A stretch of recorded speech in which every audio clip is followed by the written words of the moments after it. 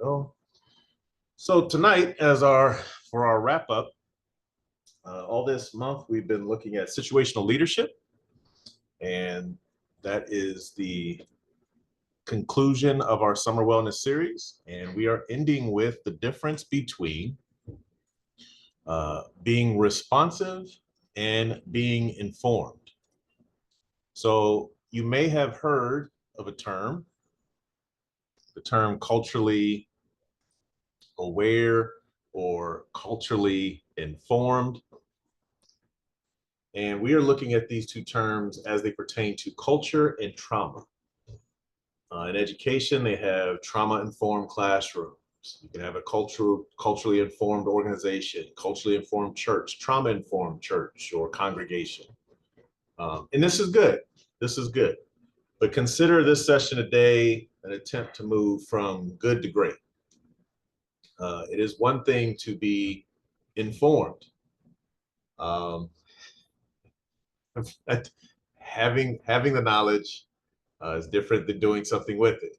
So that's what we're going to look at tonight. So we'll have an introduction to that concept. We will look at the difference between the two.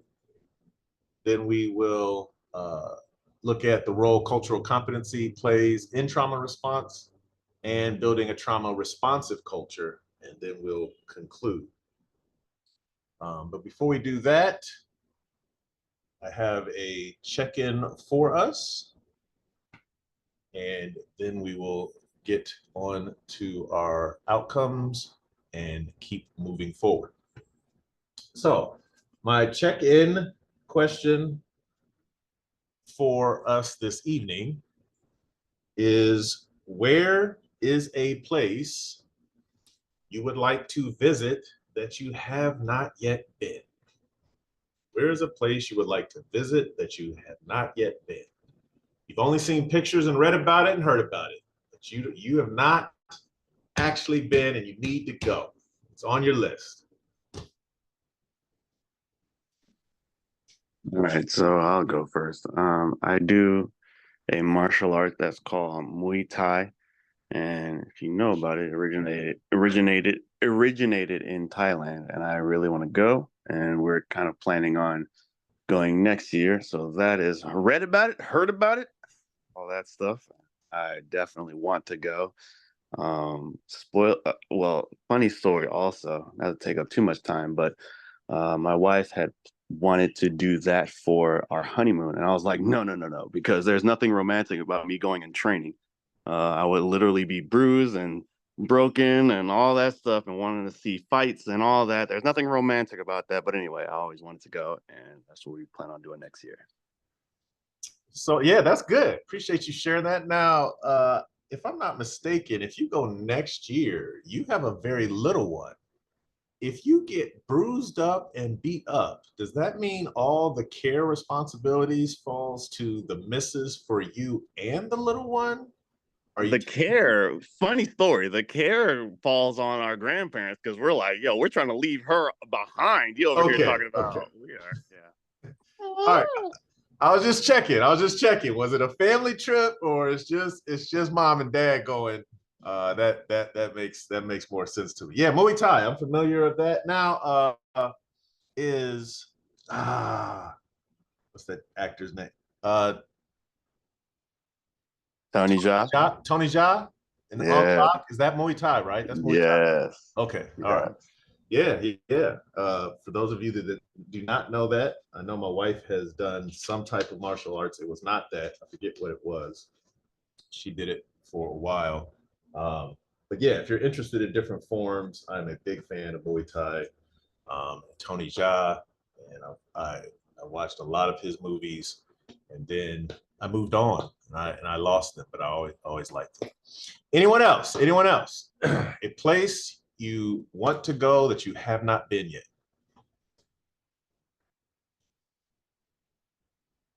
I'm going to stick with the United States. This is Andrea. Salutations, everyone. Greetings. I have always wanted to go to Hawaii.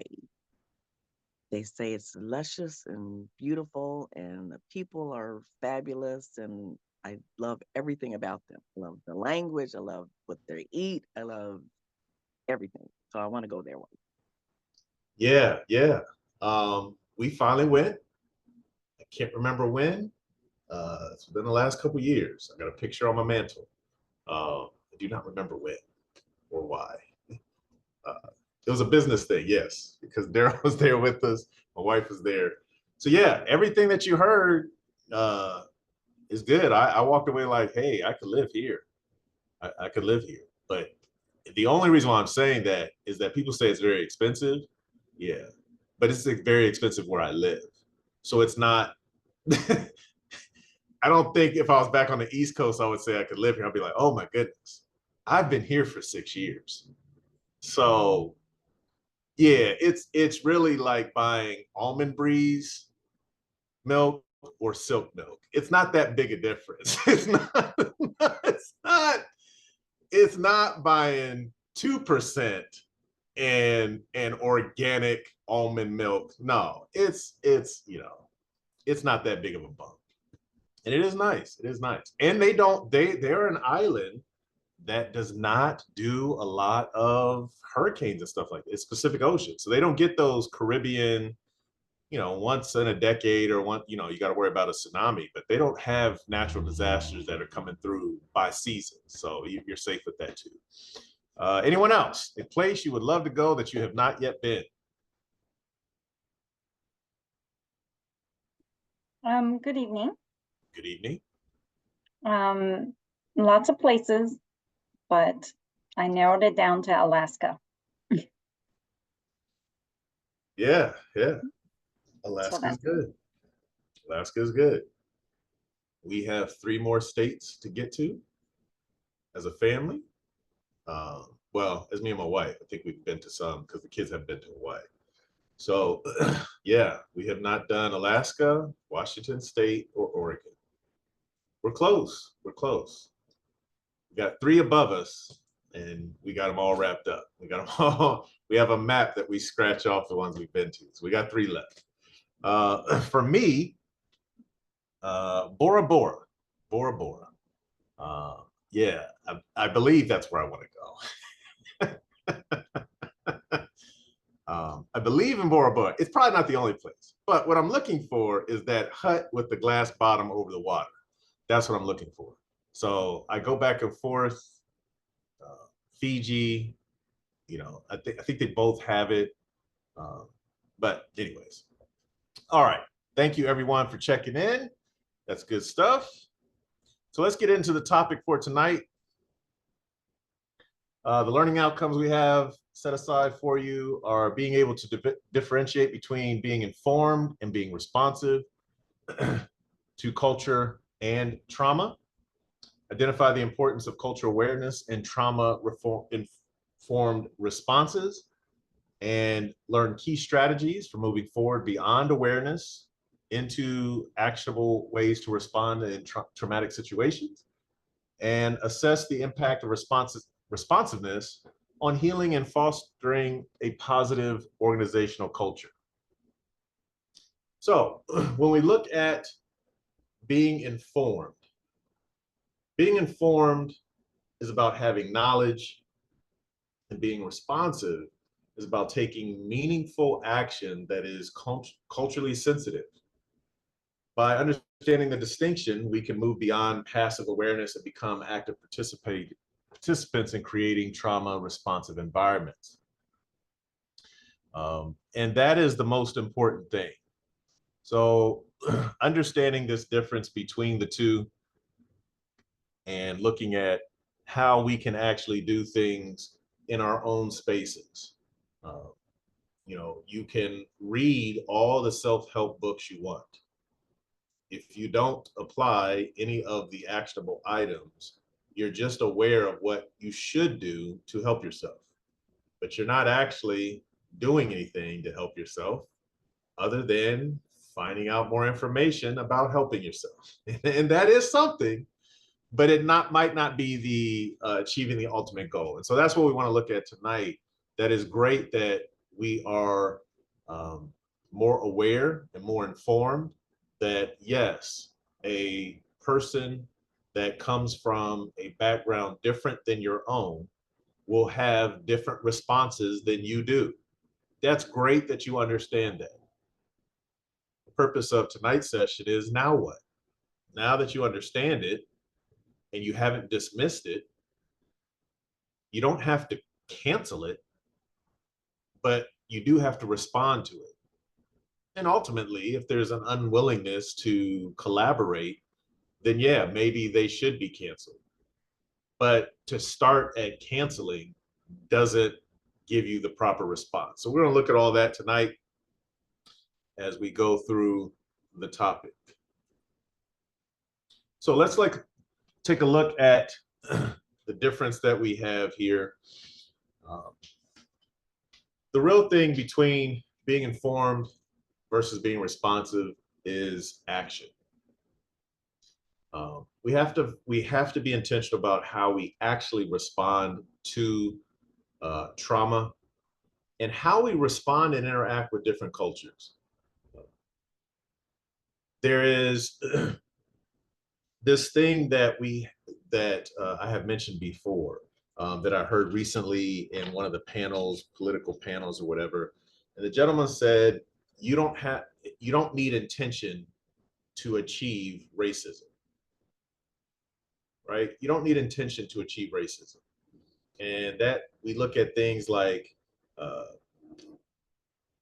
implicit bias, and these are things that are nice first steps. And that's where I put being informed at, having a trauma-informed classroom, being culturally informed. That's excellent as a first step, because that means you recognize the difference. But then you have to put that into something. And so even if you say there is an older person that is in a disagreement with you and how you're interacting with them, or a younger person, you're a teacher and you have a student and you understand that this child is not from my same neighborhood, they don't look like me, they don't act like me, and so I get it.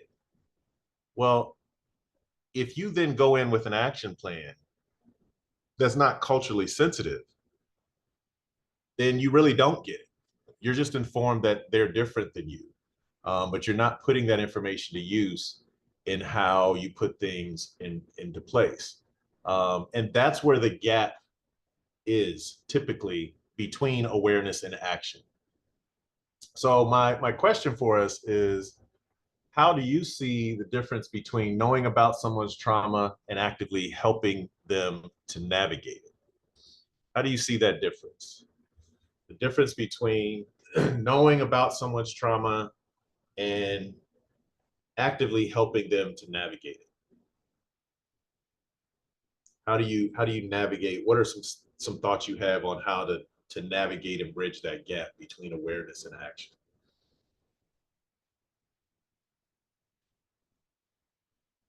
This is Andrea again. I'm not sure that I've ever thought about this question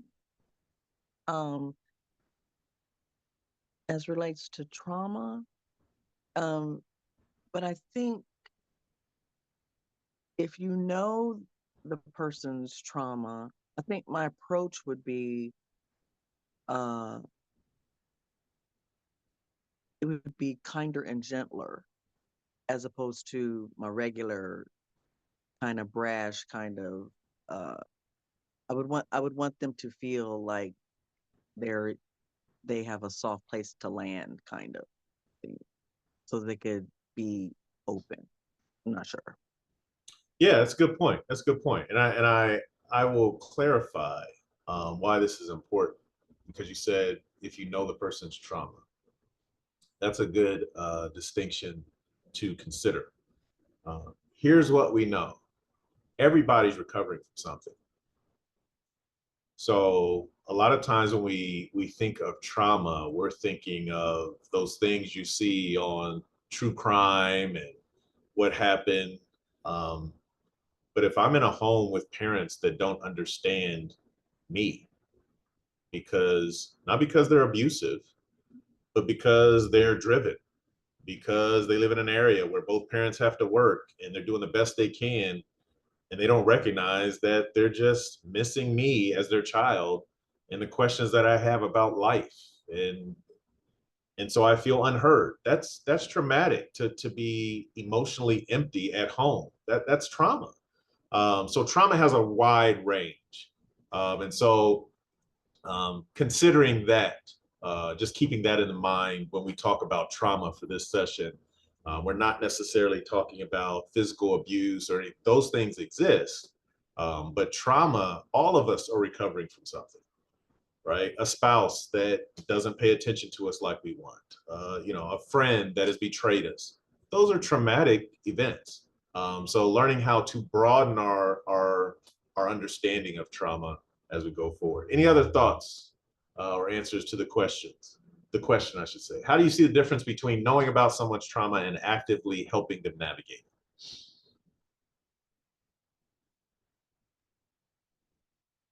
So I'm glad you said that, because there is a difference in that. But I will say that being trauma informed just means that I know that grief is something that we all deal with. Knowing that there's a process, knowing that maybe there are steps, knowing that there's moments that, birthdays will come and you'll have to deal with something, some emotion. I guess being trauma responsive means that I'm going to treat you individual, because in each situation is going to be different. Just because I lost a child and you lost a child, that doesn't mean we're going through the same thing.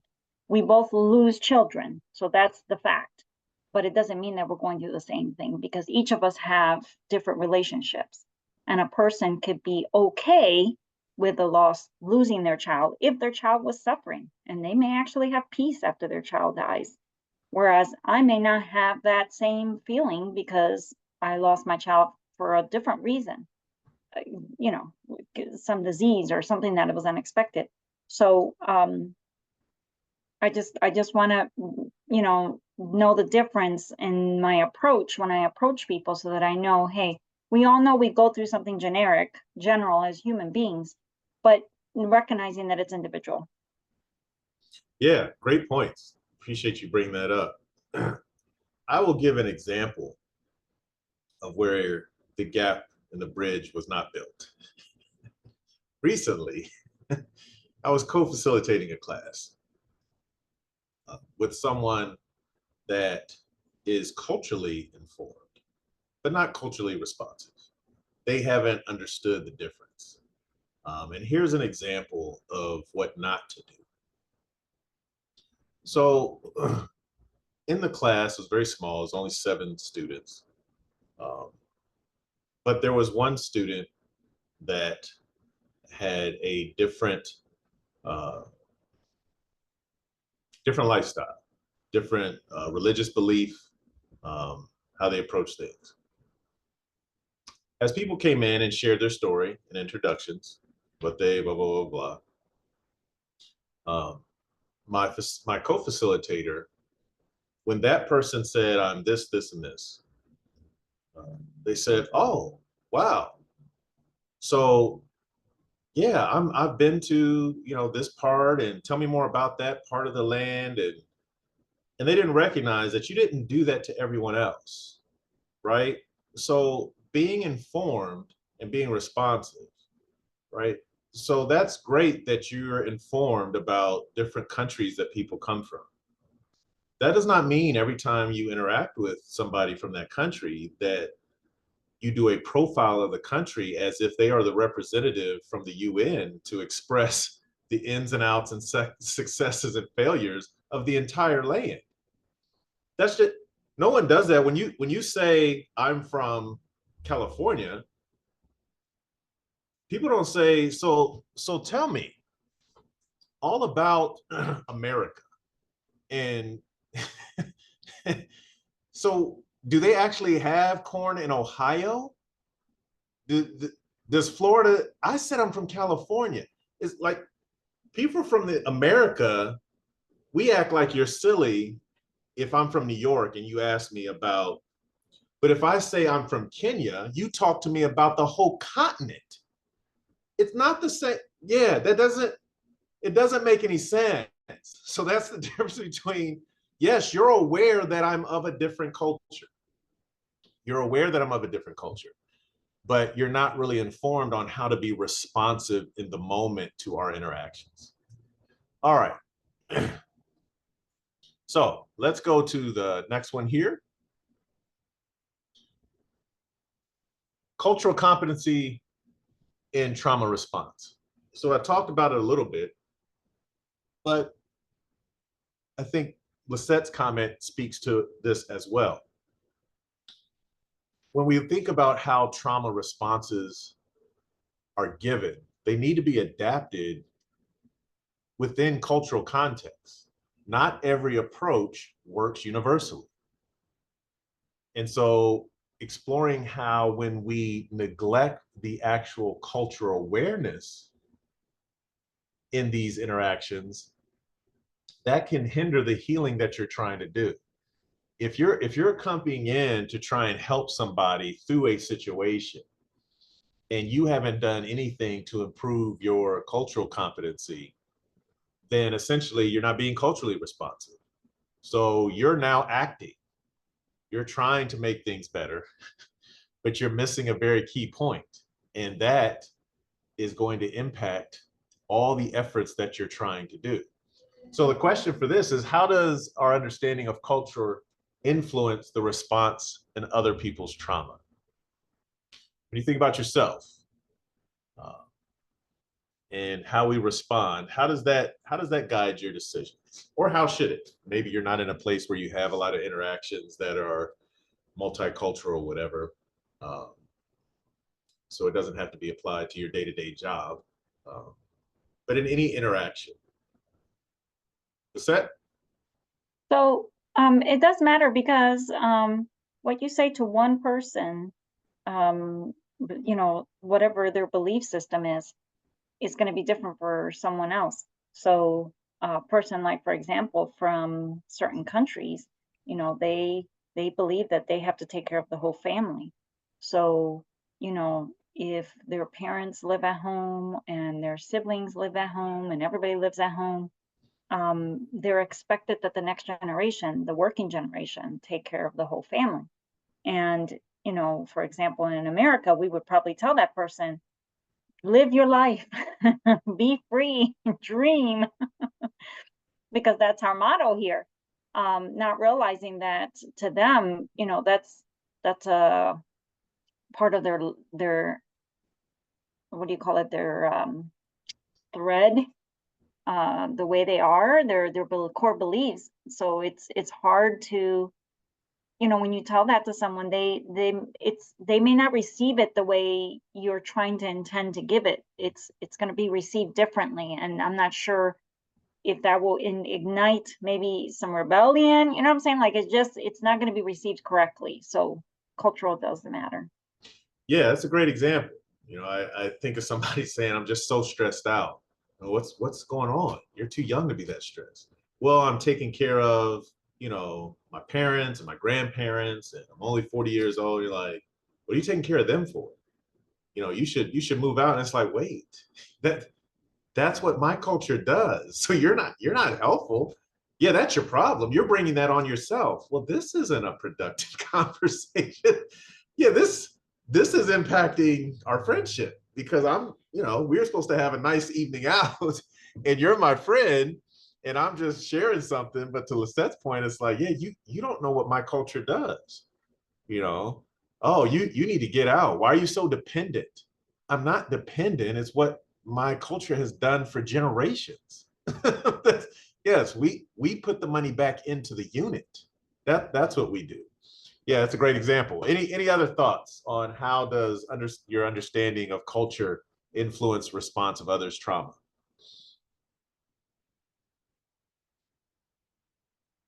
I know one of the things for me is my understanding of being responsive. I keep things very simple and practical. for me to know how to respond, I have to ask more questions.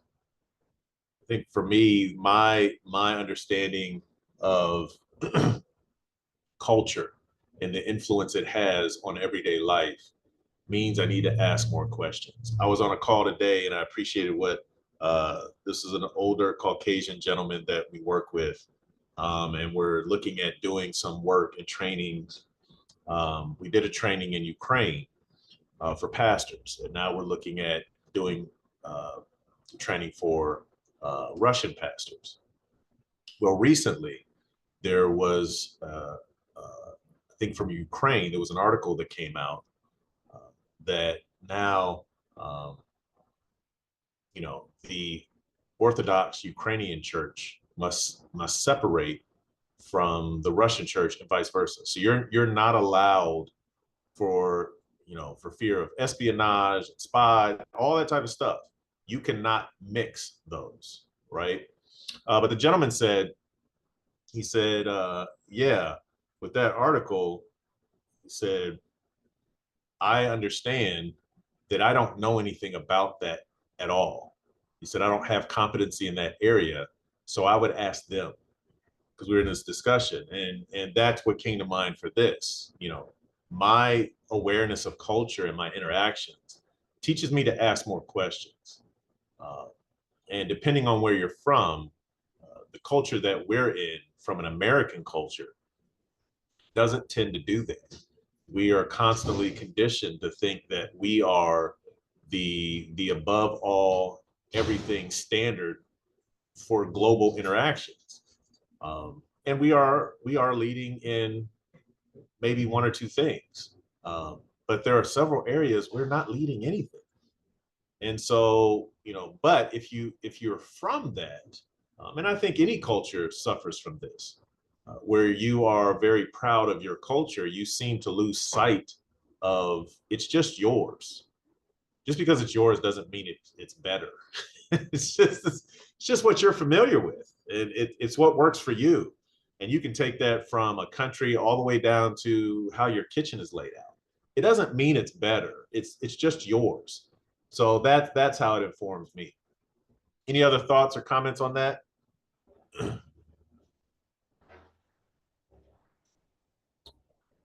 right, let's move on to this next one.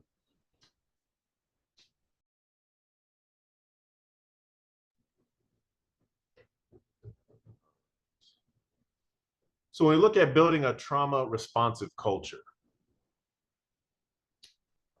what are some practical things that we can do to make this happen? We need to take steps to create responsiveness, and that can't always be a collaboration. Sometimes it requires one or two people that are willing to be courageous and lead that. And it has to be ongoing. And so when we look at some of the things that we can do, the typical things that fall under this, you want to think of training and education. You want to think of policy integration, support systems, leadership by example, continuous feedback and improvement. One of my frustrations when we go around and do organizational change and help different organizations is we always try and tell them, if you don't get this into your policy, it's not going to be sustainable. There are some people that only do it because it's written. And there are many efforts that fall beside the wayside because we're seeking buy-in over mandate. And it needs both, right? You need buy-in and you need mandate. But the buy-in, you only need enough buy-in. This is my philosophy. So if you're coming to organizational training from Cliff, here's what it is. You only need enough buy-in to get it voted. You don't need consensus. You're not looking for consensus, because part of being culturally responsive and aware and informed is understanding that all the cultures around the table, it's going to take some people longer to buy in than others. It's going to take some people longer to accept than others. You look at the change curve and how organizations move from one thing to the next. Some people, they go through those stages very quickly. Others, it takes them years. And so the buy-in is to get the policy to a vote. The buy-in is to get the policy voted. After the policy is voted, now you can use empathy and emotional intelligence, which I'm a proponent of, to get people to buy in, but you're getting them to buy into a mandate. And it's not a mandate if it's not in the policy. So you can do all the stuff you want to do and all the continuing education classes and all the workshops, bring in the speakers. If it's not enough that when you leave that, you're just telling your employees and team to think about this and be more intentional and go team dough, and it never makes it over to a policy of a requirement of, we will have open spaces here. We will start meetings with a check-in. We will, there needs to be a declaration that this is how we do things here. And then, when you look at support systems, people move at different paces. So after you put that in place, you also have to have support systems for the stragglers. There are going to be some people that say, this is great, I've been waiting for this. So now I'm going to be more empathetic. I'm going to be less judging.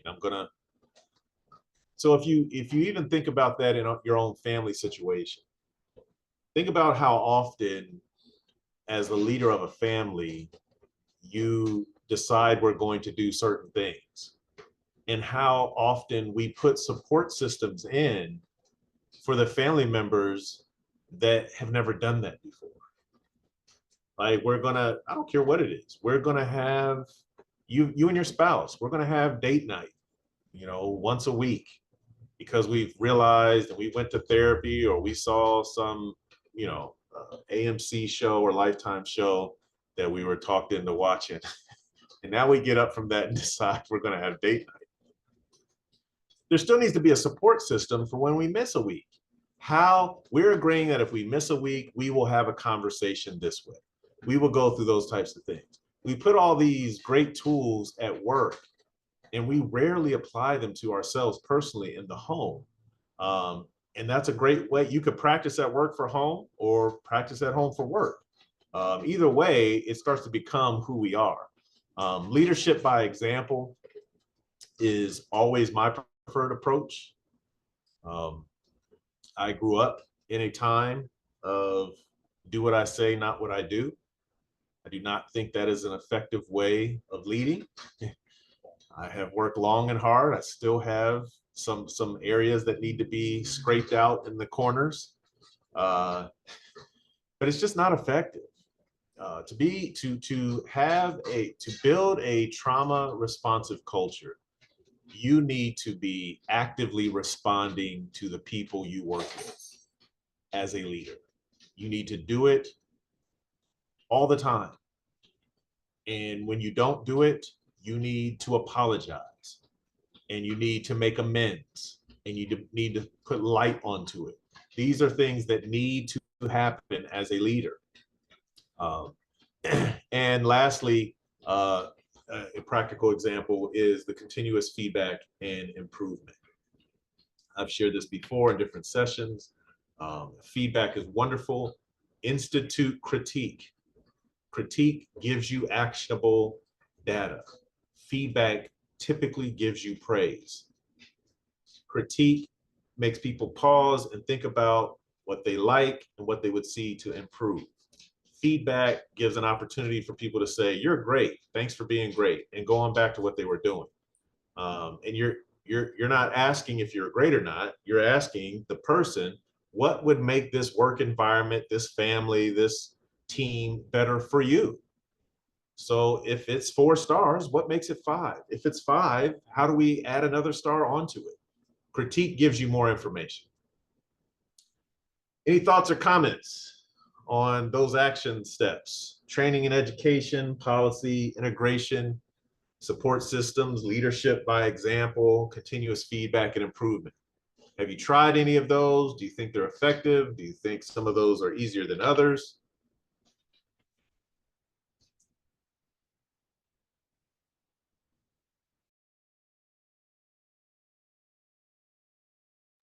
I'm sorry, say that again, please. The action steps that I put in the chat. These are practical ways to build a trauma responsive culture. As you look at that list, what stands out? What do you see as easy or hard? What are some things that you've participated in that you found effective?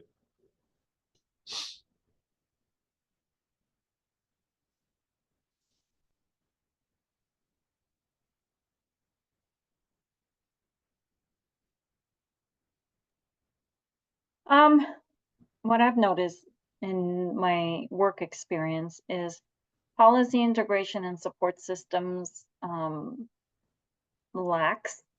That's the area where I feel it's the most gray, and that's the area where I feel most people skip.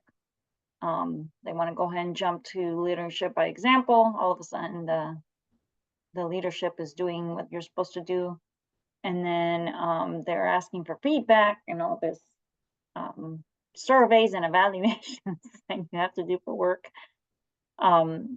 Data all of a sudden becomes important. So you get the training and you go straight to the end. So I feel like policy integration gets lost because I think it's the how. How does it work?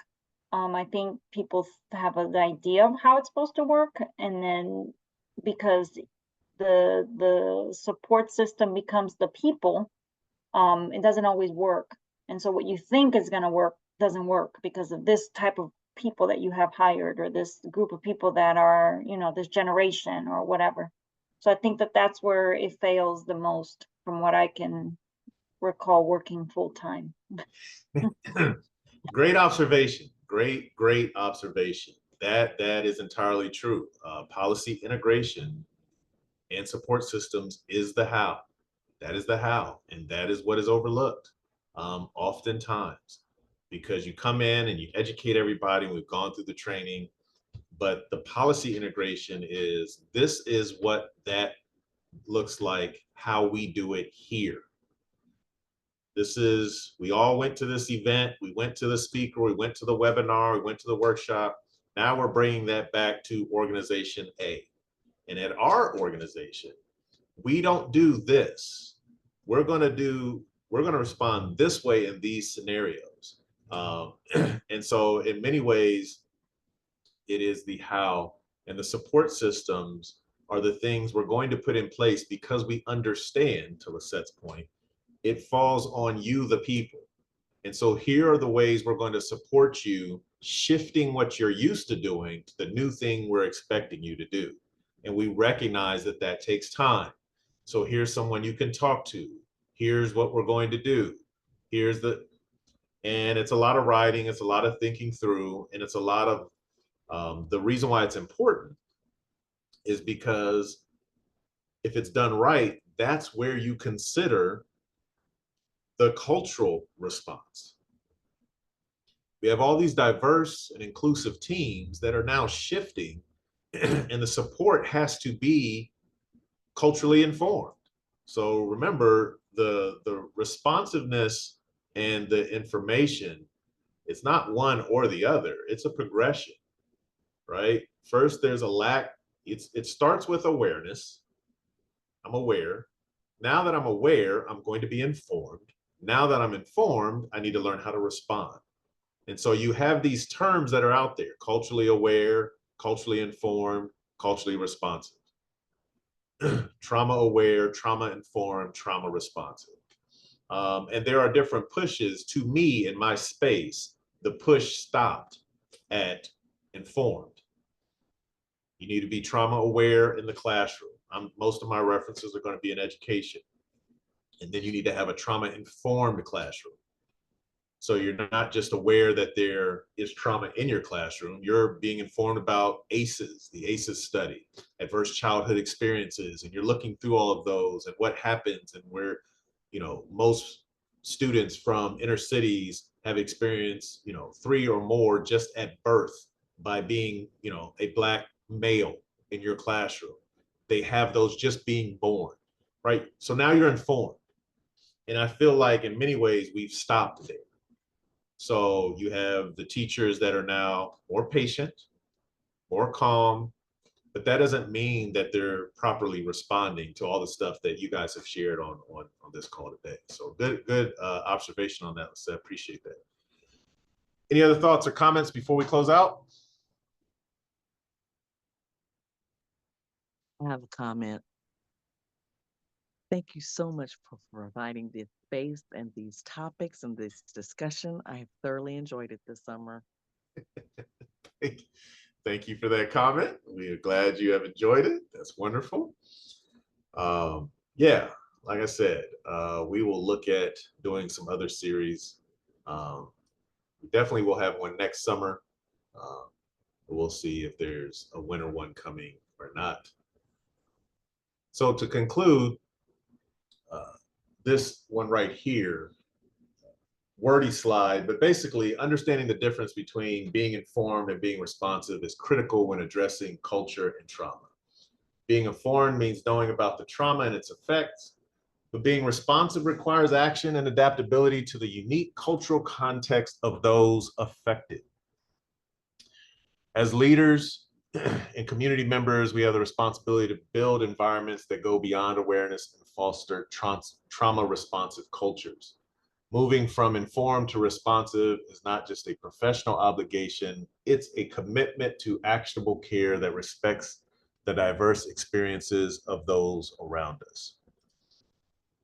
Everything we do, Andrea, you mentioned creating this space. The CARES Learning Partnership is very passionate about creating these spaces because there's just not a lot of spaces where people can come and be safe and discuss everyday things that impact us all, trauma and culture and leadership. And, we're all leading ourselves or leading someone else.